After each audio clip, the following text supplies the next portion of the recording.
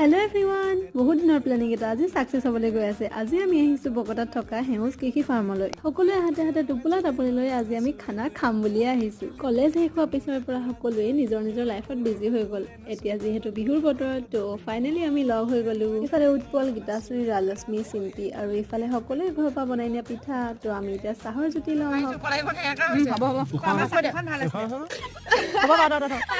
এইফালে গাহৰি চুঙাত দিবলৈ ৰেডি কৰিলেই। ফাইনেলি আমাৰ পিকনিকটো ছাকচেছফুল হৈ গ'ল আৰু এইফালে গীতাশ্ৰীয়ে গাহৰি চুঙাত দি আছে।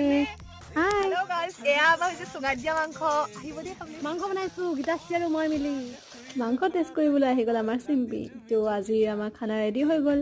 আমি এতিয়া খাই লওঁ। পলমকৈ হ'লেও আমাৰ ফালৰ পৰা সকলোকে ভোগালী বিহু শুভেচ্ছা জনালোঁ। সকলোকে বহুত দিনৰ মূৰত লগ পাই বহুত বেছি ভাল লাগিল, বহুত বেছি ফূৰ্তি কৰিলোঁ। লাহে লাহে যিহেতু সন্ধিয়াও হৈছে, তো আজি মিনি ব্লগটো ইমানতে সামৰিছোঁ। Bye bye.